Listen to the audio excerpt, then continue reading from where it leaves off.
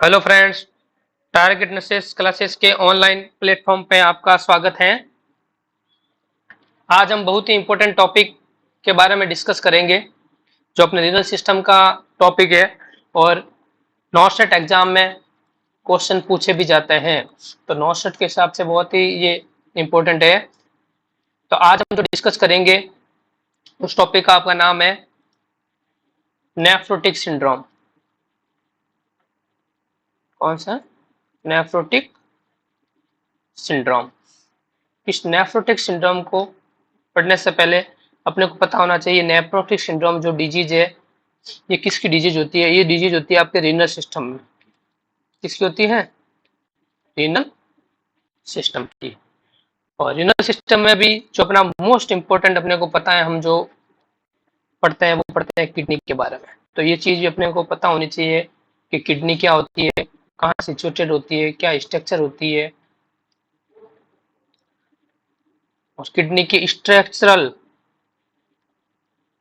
And functional unit जिसे हम क्या बोलते हैं?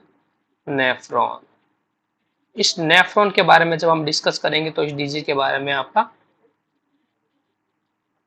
आइडेंटिफाई कर पाएंगे। तो ये डिजीज कैसे होती है, तो उससे पहले हम नेफ्रॉन के बारे में पढ़ लेते हैं। तो नेफ्रॉन को अपने को पता है बॉडी का जो नेफ्रॉन है ये अपने किडनी के अंदर स्ट्रक्चरल फंक्शनल यूनिट होती है। ठीक है, इसमें स्ट्रक्चर देखते हैं हम कि इस तरह से के नेफ्रॉन की स्ट्रक्चर होती है। आप देख रहे हैं, इसे हम बोलते हैं बोवन कैप्सूल। इसे हम क्या बोलते हैं? बोवन कैप्सूल। और ये जो नीचे पार्ट है इसको बोलते हैं पीसीटी, प्रॉक्सिमल कन्वर्टेड ट्यूब। फिर ये जो आप किस तरह से वापस पार्ट जाता है जिसे हम बोलते हैं लूप ऑफ हेनले। क्या बोलते हैं? Loop of Henle. और आगे जो पार्ट है आपका ये डीसीटी क्या कहलाती है? DCT, digital converted tube. और इसके बाद में ये जो आगे डिवाइड हो जाती है कलेक्टिंग डक्ट। क्या हो जाते हैं आपके? Collecting duct. ठीक है, तो इस तरह से आपकी नेफ्रॉन की स्ट्रक्चर होती है। और अपने को पता है जब ब्लड आपके हार्ट से एब्डोमिनल एओर्टा के थ्रू रीनल आर्टरीज में आता है और रीनल आर्टरी से इसके जो पार्ट है interlobular artery, interlobar artery, segmental artery और इस तरह से ये आगे इस तरह से आगे जो ब्लड लेके आती है किडनी में उसे बोलते हैं अफरेंट आर्टरियोल्स। कौन सा बोलते हैं? Afferent arterioles. और इस तरह से ये कैपिलरीज यहाँ आकर किडनी के अंदर एक बंच बना देती है, गुच्छा बना देती है, जिसे हम बोलते हैं ग्लोमेरुलस। क्या बोलते हैं? ग्लोमेरुलस। और जब ये वापस ब्लड को ऐसे लेके जाती है, लाती है वो तो अफरेंट आर्टरियोल से, और जो लेके जाएगी वो कौन सी है? इफरेंट। कंफ्यूज नहीं होना है बच्चों। ये पहले आ रहा है तो लेके आ रही है मीन्स ए, ई बाद में आ रहा है तो मीन्स लेके जा रही है इफरेंट। तो अफरेंट आर्टरियोल और इफरेंट आर्टरियोल। और यहाँ पर जो कैपिलरीज अपना बंच बना देती है, गुच्छा बना देती है, जिसे हम बोलते हैं ग्लोमेरुलस। और यहाँ से ब्लड क्या होता है आपका? फिल्टर होता है। यहाँ से ब्लड क्या होता है? फिल्टर होता है। और फिल्टर होकर ये आपके पीसीटी, पीसीटी से loop of Henle, loop of Henle से डीसीटी, डीसीटी से कलेक्टिंग डक्ट और इस तरह से क्या बनाता है? यूरिन बनाता है। इस तरह से क्या बनाता है? यूरिन का क्या करता है? ये फॉर्मेशन करता है। और अपने बॉडी के अंदर जो वेस्ट प्रोडक्ट होते हैं, जैसे वेस्ट प्रोडक्ट कौन है? क्रिएटिनिन है, यूरिया है, नाइट्रोजनस वेस्ट है BU1 जिसे बोलते हैं BUN, और कुछ इलेक्ट्रोलाइट्स है। क्या है आपके? इलेक्ट्रोलाइट्स, जैसे पोटेशियम, सोडियम, क्लोराइड, बाइकार्बोनेट। इन सबको ये बॉडी से क्या करते हैं? एक्सक्रेट आउट करते हैं। तो यहाँ से जब ये ब्लड फिल्टर होता है तो ये ब्लड आपके पीसीटी वगैरह, लूप ऑफ हेनले, डीसीटी में फिल्टर होके यहाँ से जो यूरिया का वगैरह को, क्रिएटिन वगैरह को बॉडी से क्या कर देता है? बाहर निकाल देता है। तो जब ये ब्लड यहाँ फिर से फिल्टर होता है तो कुछ आपके ब्लड के अंदर कुछ पार्टिकल्स होते हैं, ब्लड के अंदर कुछ लार्ज पार्टिकल्स होते हैं जिनकी साइज क्या होती है? बड़ी होती है। लार्ज पार्टिकल्स होते हैं, जैसे प्लाज्मा प्रोटीन होती है, क्या होती है आपके, प्लाज्मा प्रोटीन है, आरबीसी है, ये यहाँ से क्या नहीं होती है, फिल्टर नहीं होती है, क्या नहीं हो पाती है, फिल्टर नहीं हो पाती है। अब कैसे इसके स्ट्रक्चर के बारे में एक पढ़ बता देता हूँ मैं आपको, जैसे कि ये आपका बोन कैप्सूल है, जैसा आपका ये कैप्सूल की स्ट्रक्चर होती है, ये जो लेयर है वो आपकी विसरल लेयर होती है, ये जो लेयर होती है वो पैराइटल लेयर होती है, पढ़ते हैं ना, पैराइटल लेयर और विसरल लेयर। और यहाँ पर एक मेम्ब्रेन होती है, क्या होती है, यहाँ पर एक मेम्ब्रेन होती है जिसे हम बोलते हैं GBM, ग्लोमेरुलस बेसमेंट मेम्ब्रेन, क्या बोलते हैं, GBM, ग्लोमेरुलस बेसमेंट मेम्ब्रेन। और यहाँ ऊपर जो आपकी ये कैपिलरीज आ रही है, कौन आ रही है, कैपिलरीज, जिसे हम ग्लोमेरुलस बोलते हैं। तो इस कैपिलरीज में आप पर्टिकुलर सेल्स रहती है जिन्हें हम बोलते हैं एंडोथेलियल सेल्स, क्या बोलते हैं, एंडोथेलियल सेल्स। ये क्या होती है आपके, इनकी जो वॉल बनी होती है वो किसकी बनी होती है, एंडोथेलियल सेल्स की। और इसी तरह से ये आपकी जो बोन कैप्सूल्स है, यहाँ पर भी आपकी पर्टिकुलर सेल्स पाई जाती है, क्या पाई जाती है, सेल्स इस तरह से पाई जाती है, जिन्हें हम बोलते हैं पोडोसाइट्स, क्या बोलते हैं, पोडोसाइट्स। और यही पोडोसाइट्स में आपके क्या होता है, पोर प्रेजेंट रहते हैं, क्या रहता है यहाँ पर, पोर प्रेजेंट रहते हैं। इन पोर के थ्रू क्या होता है, ब्लड में फिल्ट्रेशन होता है, इन पोर के थ्रू क्या होता है, फिल्ट्रेशन होता है। जैसे ही ब्लड प्रेशर के साथ आएगा तो उस प्रेशर के साथ ही ब्लड से फिल्टर जो पार्टिकल्स है ये फिल्टर हो जाते हैं, किससे, पोर से। इन पोर्स को हम बोलते हैं फिनेस्ट्रेशन, फिनेस्ट्रेशन, इनको क्या बोलते हैं, फिनेस्ट्रेशन। इन फिनेस्ट्रेशन के थ्रू ये आपका ब्लड क्या हो जाता है, यहाँ से फिल्टर हो जाता है, और फिल्टर होके या आपके पीसीटी में जाता है, और इस तरह से आगे क्या करता है, यूरिन का फॉर्मेशन करता है। अब ये जो आपका नेफ्रोटिक सिंड्रोम है, कौन सा, नेफ्रोटिक सिंड्रोम, ये क्या होता है, एक ऑटो इम्यून डिजीज है। कैसा है आपका, ये एक तरह का ऑटो इम्यून डिजीज है, कैसा है, ऑटो इम्यून डिजीज, या फिर कोई क्या हो जाए, इन्फेक्शन हो जाता है, इन्फेक्शन, ठीक है, क्या हो जाए, किडनी में इन्फेक्शन हो जाए, उस वजह से यहाँ पर ये जो फेनेस्ट्रेशन होते हैं, पोर होते हैं, ये साइज में क्या हो जाते हैं, बड़े हो जाते हैं। नॉर्मली देखो ब्लड से जो भी पार्टिकल्स निकलता है, नॉर्मली जैसे प्लाज्मा प्रोटीन से लार्ज पार्टिकल्स वो फिल्टर नहीं होते हैं। मैंने आपको बताया ना, वो जो बन है, BUN, ब्लड यूरिया नाइट्रोजन है, क्रिएटिनिन है, यही क्या होते हैं, फिल्टर होते हैं। जो लार्ज पार्टिकल्स है ब्लड के अंदर है, प्लाज्मा प्रोटीन्स है, आरबीसीज है, ये क्या नहीं होती है, फिल्टर नहीं होती है। बट इसमें क्या होगा, जब आपके यहाँ पर ये पोर्स की साइज बढ़ जाएगी, जब ये पोर बड़े हो जाएंगे, यहाँ पर जो प्रोपोर्शन हो जाएगा, ठीक है, तो उस वजह से ब्लड के अंदर आपके जो प्लाज्मा प्रोटीन है वो क्या होने लग जाती है, फिल्टर्ड होने लग जाती है, प्लाज्मा प्रोटीन। अब प्लाज्मा प्रोटीन तो इसीलिए इसमें एक डिजीज में हम कैरेक्टरिस्टिक पढ़ते हैं, प्रोटीन यूरिया, क्या पढ़ते हैं, प्रोटीन यूरिया, मीन्स यूरिन के थ्रू, यूरिन के साथ में क्या होना, प्रोटीन का आना। जैसे क्योंकि मैंने बताया कि नॉर्मली हम प्लाज्मा प्रोटीन ही फिल्टर होती है, बट यहाँ से प्रोटीन अगर क्या होगी, फिल्टर होगी, तो आगे यूरिन बनाएगी, तो यूरिन के साथ में क्या मिलेगा, प्रोटीन मिलेगा, तो उसे हम क्या बोलते हैं, प्रोटीन यूरिया बोलते हैं। और इसमें भी जो मोस्ट प्रोटीन होती है वो होती है एल्बुमिन, कौन होती है, एल्बुमिन, क्योंकि एल्बुमिन जो प्रोटीन है साइज में क्या होती है, छोटी होती है, उस वजह से ये फिनेस्ट्रेशन के थ्रू क्या हो जाती है, फिल्टर्ड हो जाती है। तो इसमें हम सेकंड एक कैरेक्टरिस्टिक और देखेंगे, इसमें क्या होता है, एल्बुमिन यूरिया होता है, albumin, albumin urea, albumin urea means urine के थ्रू क्या होती है, एल्बुमिन बाहर निकलती है। और यहाँ ब्लड के अंदर जब आपके एल्बुमिन बाहर निकलेगी तो ब्लड में एल्बुमिन की क्या हो जाएगी, कमी हो जाएगी, जिसे हम हाइपो बोलेंगे। और किसकी कमी हो रही है, एल्बुमिनिया, एल एल्बुमिनिया, एल्बुमिया, ठीक है, क्या बोलते हैं, एल्बुमिया। तो यहाँ क्या होगी, कम हो रहा है, तो क्या हो रहा है, हाइपो एल्बुमिया। तो ब्लड के अंदर क्या हो रहा है, एल्बुमिन की क्या हो रही है, डेफिशिएंसी हो रही है। और अपने को पता होना चाहिए कि जो अपने प्लाज्मा प्रोटीन एल्बुमिन है, कौन आपकी एल्बुमिन, इसका नॉर्मल लेवल 4.7 होता है अपने ब्लड के अंदर। अगर ये इससे कम होने लगेगी तो क्या होगी, ब्लड के अंदर कम हो जाएगी, जिसे हम हाइपो एल्बुमिनिया बोलते हैं। और ये एल्बुमिन का मोस्ट रोल होता है, इंपॉर्टेंट रोल होता है एल्बुमिन का, कि जो आपका ये ब्लड वेसल्स है, ब्लड वेसल्स है, और यहाँ पास में आपके क्या होती है, सेल्स होती है, यहाँ सेल्स के बीच में स्पेस होता है जिसे हम इंटरस्टिशियल स्पेस बोलते हैं, इस बोलते हैं।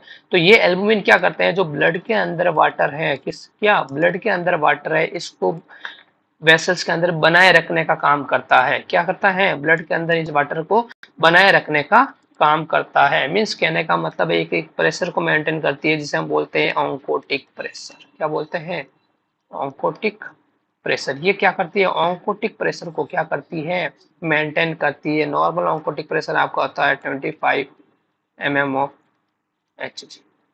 अगर इससे कम हो जाता है तो ऑन्कोटिक प्रेशर क्या होता है, कम हो जाता है। और अपने को पता है ऑन्कोटिक जो क्या करता है, ऑस्मोसिस मेंटेन करता है। क्या करता है, ऑस्मोसिस। मींस लो कंसंट्रेशन से क्या होगा, हाई कंसंट्रेशन की तरफ। लो कंसंट्रेशन मीन्स यहाँ पर अगर आपका सॉल्वेंट वगैरह, सॉल्वेंट और सॉल्यूट, जब यहाँ पर कंसंट्रेशन आपके सॉल्यूट की क्या हो जाएगी, कम हो जाएगी और यहाँ बढ़ जाएगी, तो सॉल्वेंट जो है वो क्या होगा, बॉडी से बाहर, सॉल्वेंट वाटर है, तो वाटर जो है वो क्या होगा, बाहर की तरफ क्या करेगा, ब्लड वेसल से मूव करने लग जाएगा। कहाँ आ जाएगा, इंटरस्टिशियल स्पेस में। कहाँ आ जाएगा, इंटरस्टिशियल स्पेस में। तो ये कंडीशन होगी जिसे हम बोलते हैं एडिमा। तो इसमें आप देखते हैं ये कार्डिनल सिम्टम है। ये क्या है आपके, कार्डिनल सिम्टम है, किसके अंदर, नेफ्रोटिक सिंड्रोम के अंदर। अब कौन कौन से कार्डिनल सिम्टम होते हैं, पहला सबसे पहला बताया प्रोटीन यूरिया। कौन सा होता है, प्रोटीन यूरिया।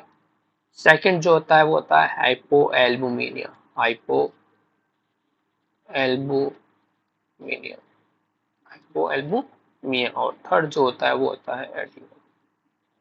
थर्ड जो होता है एडिमा। कैसे हो रहा है, आपको मैंने बताया जैसे कि ये आप देख रहे हो, तो ये जो प्रोटीन है यहाँ से बाहर निकलेगी, प्रोटीन बाहर निकलेगी तो आपका एल्बुमिन कम हो जाएगा। और प्रोटीन में भी कौन, एल्बुमिन। ग्लोबुलिन वगैरह ये क्या होते हैं, फिल्टर नहीं होते हैं। अर्ली स्टेज में क्या नहीं होते, फिल्टर नहीं होते हैं, फिल्टर नहीं होते हैं ग्लोबुलिन वगैरह। ठीक है, बट एल्बुमिन क्या होती है, साइज में छोटी होती है, इसलिए वो इजीली क्या हो जाते हैं, फिल्टर हो जाती है और यूरिन के थ्रू क्या होती है, बॉडी से बाहर निकल जाती है। तो जब ये आपका एल्बुमिन की डेफिशिएंसी हो जाएगी, और एल्बुमिन क्या करता है, ऑन्कोटिक प्रेशर को मेंटेन करता है, कहाँ, ब्लड वेसल्स के अंदर। जब ब्लड वेसल्स के अंदर ऑन्कोटिक प्रेशर क्या हो जाएगा, कम हो जाएगा, तो अपना आप लो कंसंट्रेशन से हाई कंसंट्रेशन जो वाटर है ब्लड वेसल्स के अंदर, वो क्या करेगा, मूव करेगा। और मूव करेगा तो यहाँ पर क्या हो जाएगा, एडिमा हो जाएगा, बॉडी में क्या हो जाएगा। यहाँ पर मोस्टली आप देखते हो जनरलाइज एडिमा भी होता है। क्या होता है, जनरलाइज्ड एडिमा होते हैं। जनरलाइज्ड एडिमा मीन्स पूरी बॉडी के अंदर क्या मिलता है, एडिमा मिलता है, जिसे हम बोलते हैं एनासार्का, एनासार्का। क्या बोलते हैं बच्चों, एनासार्का। जैसे ही आप देख रहे हो कि एडिमा बॉडी में होगा, तो ब्लड वेसल्स के अंदर जो आपका फ्लूइड है वो क्या होगा, कम होगा। ब्लड वेसल्स के अंदर फ्लूइड क्या हो जाएगा, कम हो जाएगा। और कम होगा तो उसे हम क्या बोलते हैं, हाइपोवोलेमिया बोलते हैं, हाइपोवोलेमिया बोलते हैं। और जब हाइपोवोलेमिया होगा तो बॉडी के अंदर एक सिस्टम होता है, अपनी बॉडी के अंदर जब फ्लूइड की क्या हो जाती है, कमी हो जाती है, डेफिशिएंसी होती है, ब्लड प्रेशर लो हो जाता है, तो उस वजह से एक सिस्टम अब क्या हो जाता है, एक्टिवेट हो जाता है, जिसे हम क्या बोलते हैं, रास सिस्टम। क्या बोलते हैं, रास, रेनिन एंजियोटेंसिन एल्डोस्टेरोन सिस्टम। ये रास सिस्टम जैसे एक्टिवेट होगा तो ये क्या करेगा, आपके दो काम करेगा। क्या करेगा, दो काम करेगा। एक तो आपके जो आपके वाटर है इसको क्या करेगा, रिटेंशन करेगा, क्योंकि जो आपके ब्लड वेसल्स के अंदर क्या हो गया, यहाँ पर पानी कम हो गया, तो ये जो किडनी आपके यहाँ फिल्टर कर रही है, यहाँ से क्या करेगा, पानी को खींचेगा। यहाँ से पहले से क्या हो रहा है, कम आ रहा है, पहले से आपका जो फिल्टर हो रहा है वो कम आ रहा है, और यहाँ से और जितना भी आ रहा है वो भी यहाँ पर ये क्या कर लेगा, यहाँ से इस ब्लड वेसल्स में डाल देगा रीअब्जॉर्व करके। तो उस वजह से जो आपका यूरिन बन रहा है वो यूरिन क्या हो जाएगा, डिक्रीज। यूरिन बन रहा है वो यूरिन क्या हो जाएगा, डिक्रीज। तो यहाँ पर यूरिन का डिक्रीज होना मीन्स 400 ml से भी आपका यूरिन का आउटपुट कम हो जाना 24 आवर्स के अंदर, उस कंडीशन को हम क्या बोलते हैं, ओलिगोयूरिया। तो यहाँ पर आप एक सिम्टम भी देखोगे जहाँ क्या मिलेगा आपको, ओलिगोयूरिया मिलेगा। क्यों ओलिगोयूरिया हो रहा है, क्योंकि ये आपके वापस पानी को क्या कर रहा है, ब्लड वेसल्स के अंदर भेज रहा है। यहाँ पर वैसे ही पहले से फिल्टर कम हो रहा है, ठीक है, फिल्टर कम हो रहा है, ठीक है, और वही फिल्टर कम हो रहा है, तो इस जो कम फिल्टर हो रहा है उसको भी वो क्या कर रहा है, आपके भेज रहा है वापस, क्या कर रहा है, वापस भेज रहा है। उस वजह से आपके जो यूरिन आउटपुट क्या हो जाता है, डिक्रीज हो जाता है, जिसको क्या बोले हम, ओलिगोयूरिया बोलते हैं। और साथ में जब ये पानी को भेजेगा तो वापस ब्लड प्रेशर क्या होने लगेगा, हाई होगा। तो यहाँ पर क्या हो सकता है, वापस हाइपरटेंशन, क्या होगा, हाइपरटेंशन, लास्ट सिस्टम एक्टिवेट होगा। लास्ट सिस्टम जब एक्टिवेट होगा तो वाटर वगैरह का, सोडियम वगैरह ये क्या करेंगे, रीअब्जॉर्प्शन करेंगे, और एब्जॉर्प्शन करेंगे, तो वहां पर वापस क्या होने लगेगा, हाइपरटेंशन, क्या होगा, हाइपरटेंशन हो जाएगा।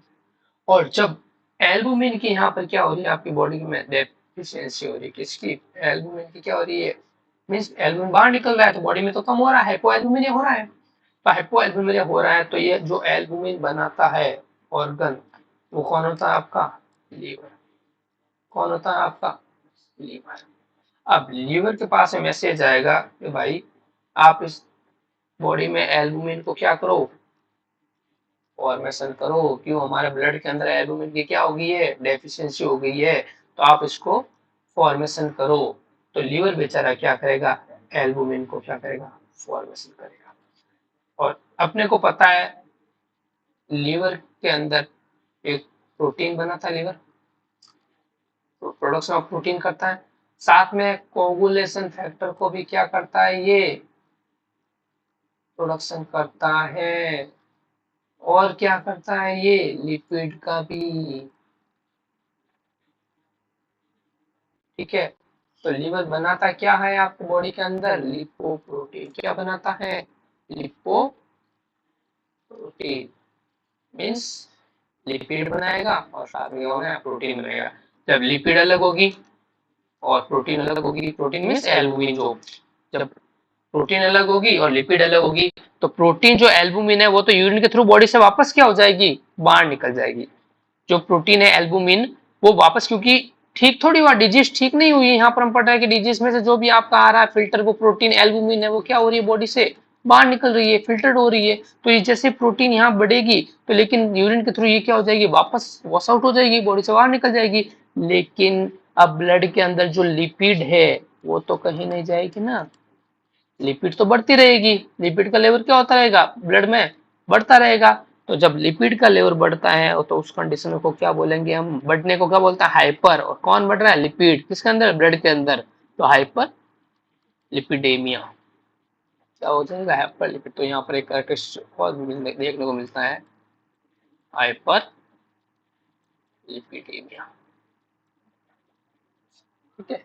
क्योंकि लीवर जब फंक्शन अपना ज्यादा करेगा, और जब, क्योंकि उसको मैसेज मिला कि एल्बुमिन नहीं है बॉडी में, कम हो गया, तो लीवर प्रोडक्शन करेगा, प्रोडक्शन करेगा तो किसका प्रोडक्शन करेगा, लिपोप्रोटीन का करेगा। और जब लिपोप्रोटीन का करेगा तो उसमें क्या होता है, लिपिड प्लस प्रोटीन होती है, और प्रोटीन तो वापस बॉडी से वाशआउट हो जाएगी और लिपिड बढ़ती रहेगी, तो इस वजह से हाइपरलिपिडीमिया हो जाएगा। और साथ में कोगुलेशन का प्रोसेस, कोगुलेशन फैक्टर भी तो बनाएगा लीवर, क्योंकि लीवर खुद, अगर खुद को लीवर को जब एक्टिवेट किया है तो वो तो बेचारा बनाएगा, तो बनाने की वजह से यहाँ पर कोगुलेशन फैक्टर भी क्या हो जाते हैं, बढ़ जाते हैं। तो क्या होगा यहाँ पर, हाइपर कोगुलेशन, हाइपर कोगुलेशन। तो यहाँ पर नेफ्रोटिक सिंड्रोम में क्या होने लग जाता है, हाइपर कोगुलेशन होने लग जाता है, मीन्स डीवीटी वगैरह, डीप एंड थ्रोम्बोसिस वगैरह होने के चांसेस रहते हैं, क्लोट बनने के चांसेस रहते हैं, क्योंकि लीवर ने प्रोटीन बनाई, साथ में लिपिड भी बनाई, और साथ में कोगुलेशन फैक्टर भी बनाया। तो ये इसमें आप कैरेक्टरिस्टिक सिम्टम्स इसमें देखोगे। तो समझ में आ गया कि आपको कि किस तरह से, जैसे ही आप बॉडी के अंदर आप देख रहे हो कि ये आपका नेफ्रॉन का स्ट्रक्चर है, बोन कैप्सूल से फेनेस्ट्रेशन है, यहाँ से आपका जो भी ब्लड आ रहा है यहाँ से फिल्टर होकर आगे यूरिन का फॉर्मेशन करता है। नॉर्मली कोई भी जो लार्ज पार्टिकल्स होते हैं वो क्या होता है, फिल्टर्ड नहीं होते हैं, बट कुछ भी कंडीशन, ऑटो इम्यून या इन्फेक्शन या कुछ भी आपके नेफ्रॉन में पैथोलॉजिकल कंडीशन की वजह से यहाँ पर जो प्रोटीन्स मॉलिक्यूल्स है, जो लार्ज एल्बुमिन, मोस्टली कौन सा एल्बुमिन, ये यूरिन के थ्रू क्या होने लग जाएगा, बॉडी से बाहर निकलने लग जाएगा। और जब बॉडी से बाहर निकलेगा तो यहाँ पर आपको कैरेक्टरिस्टिक फीचर्स जैसे मैंने आपको बताया, प्रोटीन यूरिया होता है, प्रोटीन यूरिया होता है। सेकंड मैंने बताया आपको हाइपो एल्बुमिनीमिया होता है, एल्बुमिनिया। थर्ड आपको मैंने बताया एडिमा होता है, और एडिमा के साथ में आप देखोगे मैंने बताया ना लिपिड का लेवल बढ़ जाएगा तो हाइपर लिपिडेमिया होगा, और हाइपर कोगुलेशन मीन्स क्लोट का फॉर्मेशन भी होगा, हाइपर कोगुलेशन। बाकी यहाँ आप देखोगे पेशेंट को लिथार्जिक रहेगा, थकान रहेगी, क्योंकि बॉडी के अंदर क्या है, पोटेंशियल जो भी एनर्जी, जो इलेक्ट्रोलाइट है उनका भी तो लॉसेस हो रहा है, साथ में इलेक्ट्रोलाइट का भी तो लॉसेस वगैरह हो रहा है, ठीक है, तो उनका इम्पेयरमेंट हो जाएगा। बाकी जो मोस्ट ऑफ पोटेशियम वगैरह ये लॉस नहीं हो पाता क्योंकि ओलिगोयूरिक फेज हो रही है, ओलिगोयूरिक के अंदर आपको ये भी मैंने बताया यहाँ पर क्या होगा, ओलिगो यूरिया होगा, ओलिगो यूरिया होगा।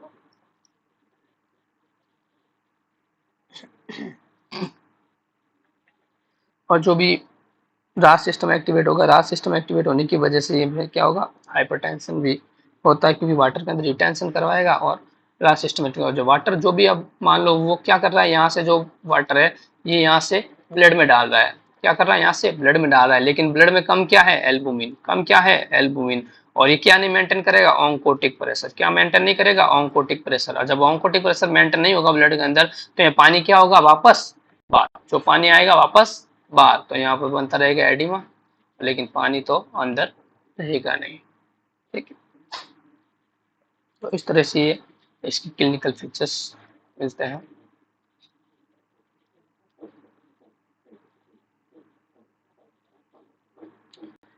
फिर हम बात करेंगे डायग्नोस्टिक इवैल्यूएशन की बात करेंगे हम। डायग्नोस्टिक इवैल्यूएशन क्या क्या होता है, क्या क्या हम डायग्नोसिस करवाते हैं इसके अंदर।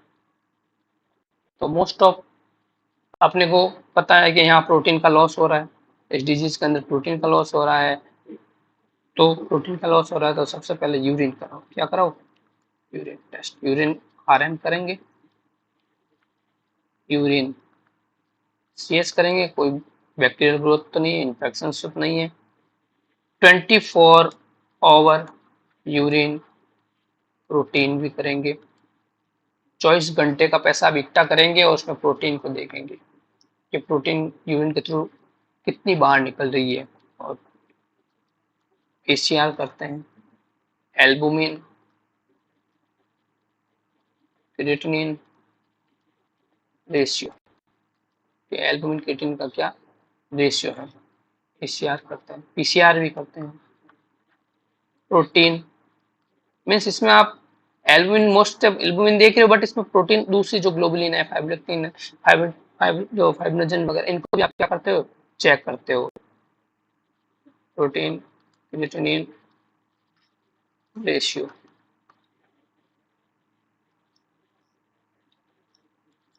और जो अपना कन्फर्मेटिव डायग्नोसिस जो होता है नेफ्रोटिक सिंड्रोम में, तो हम करते हैं रीनल बायोप्सी। इस रीनल बायोप्सी के थ्रू हम क्या कहेंगे कि इनको नेफ्रोटिक सिंड्रोम है।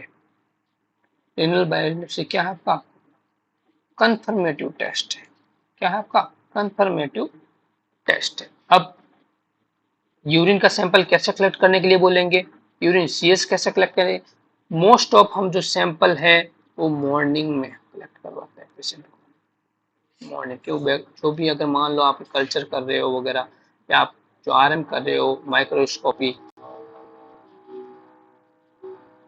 इससे पेशेंट में आप क्या कर सकते हो, जो मॉर्निंग में आपका जो होता है उसमें कंसंट्रेशन जो है वो पता चल सकती है। आपके अगर कोई बैक्टीरियल ग्रोथ है वो आप कल्चर में पता कर सकते हो। तो अपने को कैसा करना है, अर्ली मॉर्निंग सैंपल लेना है। कैसा कब लेना है, अर्ली मॉर्निंग सैंपल लेना है। और जो यूरिन लेते हैं वो हम लेते हैं मिड स्ट्रीम। उसे टेक्निक कौन सी कहेंगे कि मैं आप जो यूरिन लो मिड स्ट्रीम यूरिन है। Mid stream urine means patient को बोलेंगे आप थोड़ा पेशाब करो फिर रोको, फिर वो पेशाब दो फिर आप डिस्कार्ड करो। मीन्स बीच वाला जो यूरिन है वो आपको पेशेंट को क्या कहेंगे, हम वो कलेक्ट करने के लिए कहेंगे। पेशेंट को बताना है, कल्चर जब लेते हैं तो पेशेंट को इस तरह से अपने को एडवाइस करना है। क्योंकि अगर कल्चर आप ले रहे हो तो अगर वो इन्फेक्टेड लेगा, सही से प्रॉपर नहीं लेगा तो कल्चर पहले से इन्फेक्टेड आएगी, तो ग्रोथ आएगी, बैक्टीरियल ग्रोथ मिल सकती है, मिक्स ग्रोथ मिल सकती है वहां पर। तो इसीलिए आपका जो रिजल्ट है, जो रिपोर्ट है वो सही नहीं आएगी। तो इसीलिए पेशेंट को अपने को सही से एक्सप्लेन करना है इस प्रोसीजर को कि किस तरह से उसको सैंपल लेना है। और फिर हम बात करते हैं कि 24 आवर यूरिन की। तो 24 आवर यूरिन में जो हम टेस्ट कराएंगे, कैसे कराएंगे 24 आवर यूरिन में, 24 आवर यूरिन फॉर प्रोटीन। इसमें हम क्या करते हैं, जैसे मान लो पेशेंट को आपने 8 बजे बोला, 8 AM, पेशेंट को मीन्स 24 घंटे का आपको पैसा इकट्ठा करने के लिए बोलना है। तो मान लो आपने 8 बजे का बोला है, तो आज मान लो डेट आपकी 15 तारीख है, 15/6/24 मान लो डेट है, ठीक। और 16/6/24 के 8 AM तक पेशेंट को हम क्या बोलेंगे, आप इस 24 घंटे में क्या करो, अपने पैसा आपको एक डब्बे के अंदर क्या करना है, कलेक्ट करना है। 24 आवर आपको क्या करना है, यूरिन को आपको एक डब्बे के अंदर क्या करना है, कलेक्ट करना है। और इसमें हम पेशेंट को जब ये बोलते हैं तो एडवाइस करेंगे कि आप जब 8 AM आप यूरिन का कलेक्शन करोगे, 15 तारीख को जब आप 8 AM यूरिन का कलेक्शन करोगे, तो इस फर्स्ट यूरिन को आपको क्या करना है, डिस्कार्ड कर देना। इस फर्स्ट यूरिन को आपको क्या कर देना है, डिस्कार्ड कर देना है।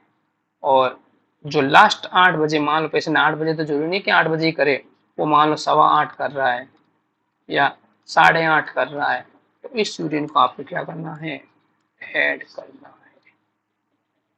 है। जैसे मान लो एक पेशेंट है, पेशेंट ने मान लो 8 बजे 200 ml यूरिन किया है,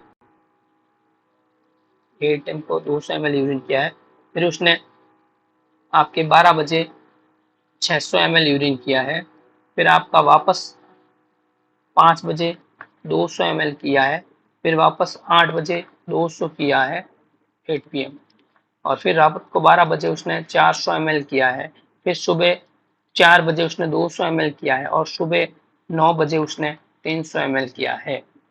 तो अब इसमें आप बताओ इसका 24 आवर कलेक्शन के लिए कितना ml आप यूरिन कलेक्ट करोगे। ऐसे क्वेश्चन पूछा गया है और इसी तरह से क्वेश्चन आता भी है।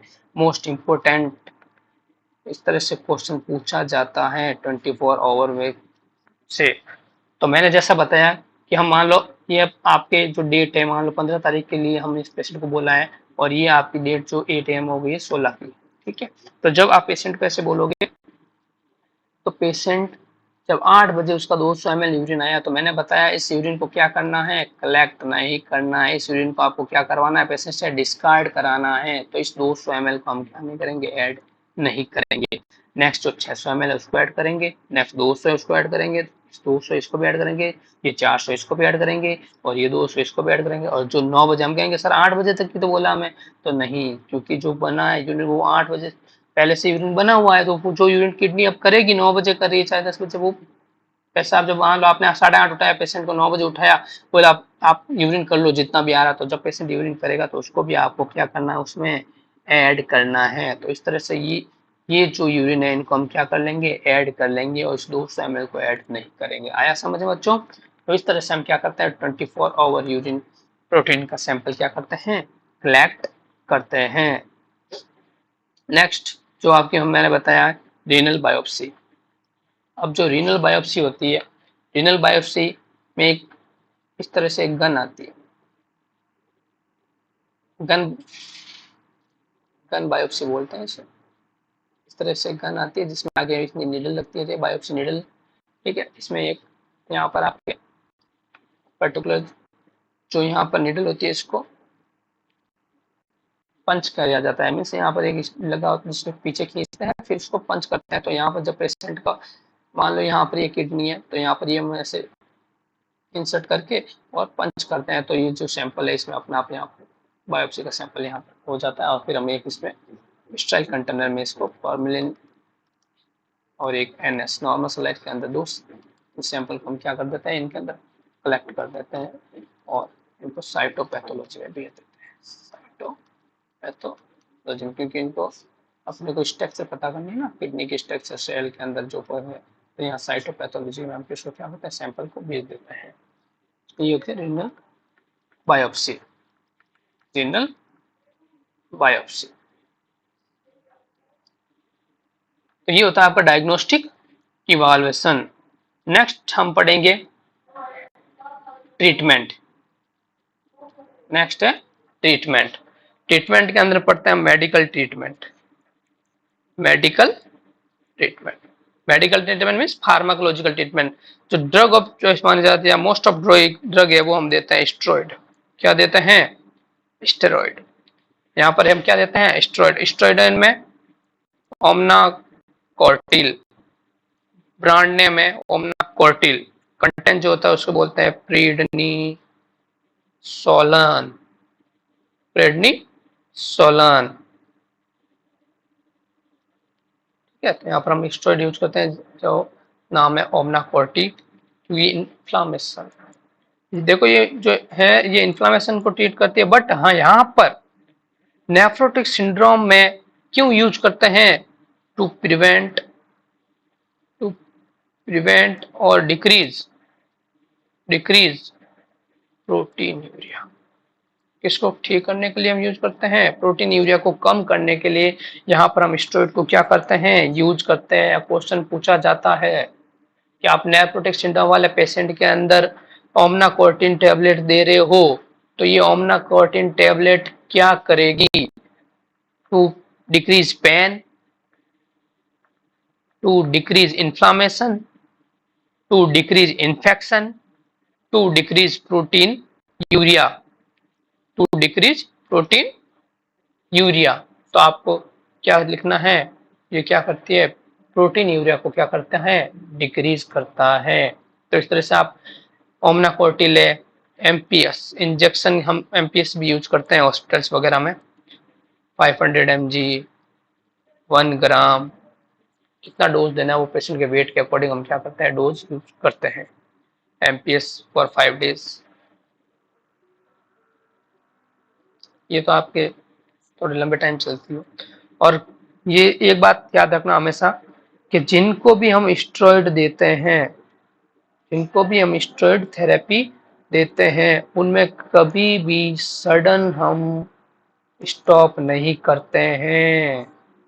कभी भी स्टेरॉइड को सडन स्टॉप नहीं करना होता है। स्टेरॉइड को आप टेपर करना पड़ता है। क्या करना पड़ता है, टेपर करना पड़ता है। टेपर का मतलब होता है, मान लो किसी पेशेंट को 50 mg या आपकी ओमना कोर्टिल चल रही है, तो उसको नेक्स्ट डे आप उसको 45 करोगे, उसके बाद आप 40 करोगे, उसके बाद आप 37.5 करोगे, उसके बाद आप 35 करोगे। इस तरह से धीरे धीरे आप क्या करते हो, टेपर करते हो। ऐसा भी नहीं है कि आप 50 चल रही थी और 20 कर दो, इस तरह से भी नहीं टेपर आउट करना है। अपने को पॉइंटों के अंदर या 2 या 2.5 या 5 mg अपने को क्या करनी है, टेपर आउट करनी है। एकदम से इस स्टेरॉइड को अपने को टेपर नहीं करना, नहीं तो क्या हो सकता है, स्टेरॉइड आपके विथड्रॉवल सिंड्रोम हो सकता है। उस वजह से पेशेंट में और क्या हो सकती है, प्रॉब्लम हो सकती है। तो जो भी स्टेरॉइड थेरेपी चलती है उसको हम क्या करते हैं, एकदम से सडन स्टॉप नहीं करते हैं, उसको हम क्या करते हैं, टेपर करते हैं। धीरे धीरे उस डोज को क्या करते हैं, हम कम करते हैं। तो यहाँ पर हम क्या क्या दे सकते हैं, स्टेरॉइड थेरेपी दे सकते हैं। स्टेरॉइड थेरेपी दे सकते हैं, तो फर्स्ट बताते हैं आपके स्टेरॉइड थेरेपी। और स्टेरॉइड थेरेपी के अंदर मैंने आपको बताया ओमना कोर्टिल है। दूसरी आपकी MPS इंजेक्शन, MPS है, मिथाइल प्रेडनिसोलन है। ये हम क्या करते हैं, पेशेंट में यूज करते हैं। नेक्स्ट आप क्या देख सकते हो पेशेंट के अंदर,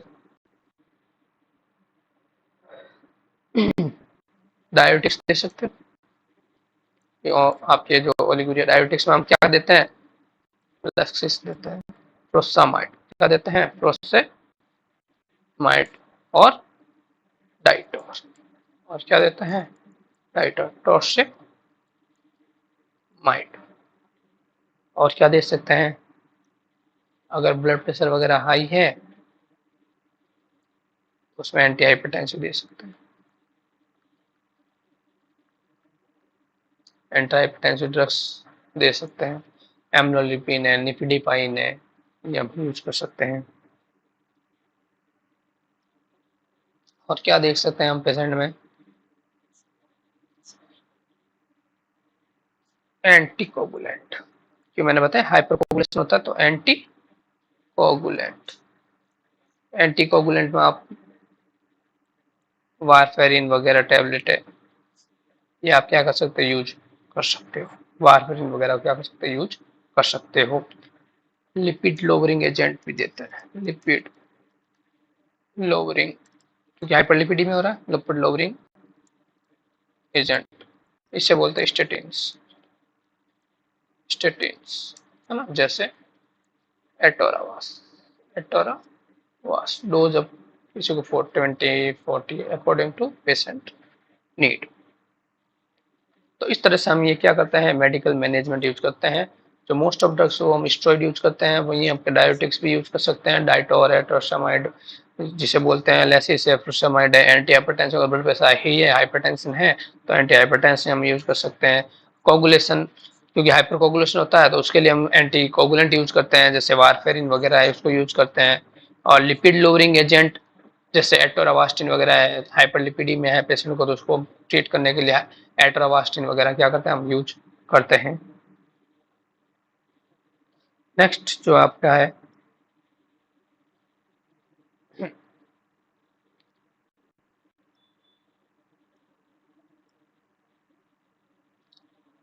मेडिकल मैनेजमेंट के बाद में आपका है जो nursing management, nursing management, nursing management. तो नर्सिंग मैनेजमेंट में नर्सिंग ऑफिसर का क्या रोल रहेगा, नर्सिंग ऑफिसर का जो मोस्ट ऑफ रोल होता है वो पेशेंट का क्या करे, आयो चार्ट, क्या करे, आयो चार्ट मीन्स कितना खाया है, कितना निकाला है, जिसे हम बोलते हैं intake and output chart, intake and output chart. क्योंकि कितना पेशेंट इनटेक कर रहा है, कितना आउटपुट कर रहा है, उसको मेजर करना बहुत ही जरूरी है। इसी से हम क्या है, किडनी के फंक्शन को क्या कर पाएंगे, मेजर कर पाएंगे। नेक्स्ट, डेली वेट, क्या करना है, डेली वेट, पेशेंट का क्या करवाना है, आपको डेली वेट कराना है। क्यों, पेशेंट के एडिमा, पेशेंट में क्या हो रहा है, एडिमा हो रहा है तो वेट बढ़ेगा, अगर एडिमा धीरे धीरे कम होगा तो वेट क्या होगा, कम होगा, डिक्रीज होगा। तो आपको वही पेशेंट के सेम क्लोथ, ठीक है, जो भी उसके क्लोथ वगैरह है, उसके जो अगर उसने आपके स्लीपर्स को पहन के वेट किया है तो सेम जो भी है, सेम मीन्स जैसा पेशेंट ने पहले वेट किया था वैसे ही उसके साथ जो चीज है वो करना है। ऐसा नहीं है पेशेंट ने पहले कपड़े कुछ अलग पहने हुए थे, अब उसने कुछ आपके जो क्लोथ्स वगैरह है वो अलग पहने हुए, तो ऐसा नहीं होना, वो सेम क्लोथ वगैरह है उसी के साथ क्या करना है, वेट को अपने को मेजर करना है। तो डेली वेट करना है पेशेंट का।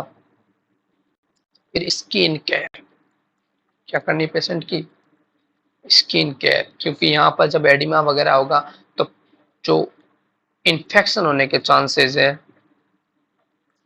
एडिमा भी है तो अगर एडिमा वगैरह पानी वगैरह जो भी है आपका फ्लूइड वगैरह बाहर की तरफ निकलने लगेगा तो क्या इन्फेक्शन कॉज करा सकता है। और पेशेंट को सेकंड क्या चल रहा है, आपका स्टेरॉइड चल रहा है, क्या चल रहा है, स्टेरॉइड चल रहा है, तो इम्यून पावर क्या हो जाता है, डिक्रीज हो जाता है, इम्यून पावर क्या हो जाता है, डिक्रीज हो जाता है पेशेंट का। तो उस वजह से इन्फेक्शन क्या हो सकता है, बहुत ही इजीली हो सकता है।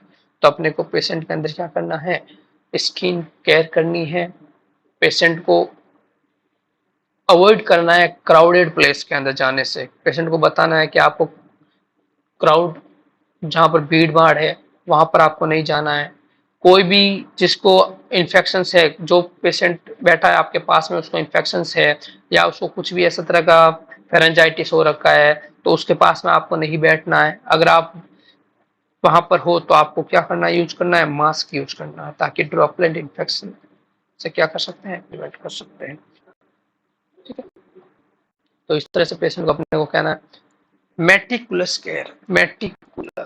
मेटिकुलस का मतलब आपका स्किन केयर से रिलेटेड ये meticulous care. Meticulous care means जो स्किन है वो क्रैक नहीं होनी चाहिए पेशेंट की, ड्राई नहीं हो। अगर ड्राई हो तो कोई मॉइस्चराइजर वगैरह पेशेंट को बोलना है कि आप मॉइस्चराइजर क्या करो, यूज करो। और अगर ज़्यादा ऑयली वगैरह जैसी लग रही है, ठीक है, तो उसको भी आपको बोलना है पेशेंट को कि स्किन को क्या कर रखें, एकदम क्लीन रखें, एकदम एकदम जो आपकी क्लीन है, मॉइस्ट रखें, क्लीन है, मॉइस्ट रखें। तो इस तरह से पेशेंट को बोलना है स्किन केयर करें, मेटिकुलस केयर करें। और मेडिकेशंस के बारे में पेशेंट को एक्सप्लेन करना है कि कब पेशेंट को मेडिकेशंस लेनी है। अगर ये मेडिकेशंस ले रहे हो तो इससे क्या क्या साइड इफेक्ट है। जैसे आप स्टेरॉइड दे रहे हो, तो स्टेरॉइड है तो ये क्या करता है, हाइपरग्लाइसीमिया करता है। ये आपके इम्यून पावर को क्या करता है, कम करता है, कम सप्रेस करता है। तो इसके बारे में पेशेंट को बताना है कि आपको अपना डाइट वगैरह है उसका ध्यान रखें। क्या डाइट खानी है आपको, क्या डाइट लेनी है आपको, कितना ग्लूकोज लेना है, कितना क्या, तो वो बताना है। और बॉडी में अगर आपका इम्यून पावर कम हो रहा है तो किस तरह से आपको खुद को अपने इन्फेक्शन से प्रिवेंट करना है। खुद को जो भी डर्टी एरियाज है, खुद के बॉडी को क्लीन करना है, खुद के बॉडी को एकदम से क्लीनिंग रखना है, सही रखना है, ताकि इन्फेक्शंस वगैरह ना हो सके। क्योंकि उनका इम्यून पावर लो है तो उनको बहुत ही जल्दी से इन्फेक्शन हो सकता है। तो उसके बारे में आपको क्या करना है, ड्रग्स वगैरह के बारे में क्या करना है, एक्सप्लेन करना है, ताकि पेशेंट क्या उसका अवेयर हो सके उसके बारे में। ये चीज़ आपको क्या करनी है, उसको बतानी है। फिर हम क्या डाइट है, नेफ्रोटिक सिंड्रोम वाले में हम पेशेंट में कि डाइट कौन सी देंगे। तो नेफ्रोटिक सिंड्रोम वाले पेशेंट के अंदर आपको पता है प्रोटीन प्रोटीन क्या हो रहा है, लॉस हो रहा है। तो यहाँ पर आप जैसे सोच लोगे सर प्रोटीन लॉस रहा है तो हम प्रोटीन ज़्यादा देंगे, नहीं। ना ही प्रोटीन आपको यहाँ पर हाई देना है और ना ही प्रोटीन यहाँ पर आपको क्या करना है, लो देना है। आपको प्रोटीन जो देना है वो कैसा देना है, मॉडरेट। क्या देना है, मॉडरेट प्रोटीन देना है। क्यों, हाई दोगे तो वो यूरिन के थ्रू बाहर निकल जाएगी, कम दोगे तो पेशेंट के लिए वो प्रोटीन काम नहीं आएगी, प्रोटीन यूज नहीं होगी प्रोटीन। और low protein then sorry moderate protein देनी है। अगर मॉडरेट अगर ऑप्शन में नहीं होता तो आप लो भी कर सकते हो, हाई तो आपको करना ही नहीं है। तो moderate to low protein, high carbohydrate diet दे सकते हो, और लो फैट। लो फैट क्यों देनी है, क्योंकि यहाँ पेशेंट को क्या है, हाइपर लिपिडेमिया है। इसीलिए फैटी डाइट क्या करना है, पेशेंट को लो देना है। तो डाइट के ऊपर क्वेश्चन पूछा जाता है, मोस्ट इम्पोर्टेंट क्वेश्चन। ये भी आपका क्या बहुत इंपॉर्टेंट है। तो अपने को मॉडरेट टू लो प्रोटीन देनी है, हाई कार्बोहाइड्रेट है, और लो फैट डाइट हम क्या करते हैं, पेशेंट को प्रोवाइड कराते हैं। तो ये आपका होता है नेफ्रोटिक सिंड्रोम, जो कि बहुत ही इंपॉर्टेंट है। इसमें आपको सिम्टम से लेकर पूछे जाते हैं, मोस्ट इंपॉर्टेंट जो अपने कार्डिनल जो मैंने सिम्टम बताए हैं, कार्डिनल जो साइन एंड सिम्टम बताए हैं, जैसे प्रोटीन यूरिया है, हाइपो एल्बुमिनिया है, हाइपो एल्बुमिनिया है, हाइपो एल्बुमिया है, और हाइपर लिपिडेमिया और एडिमा। ये आपके कार्डिनल सिम्टम्स होते हैं नेफ्रोटिक सिंड्रोम के।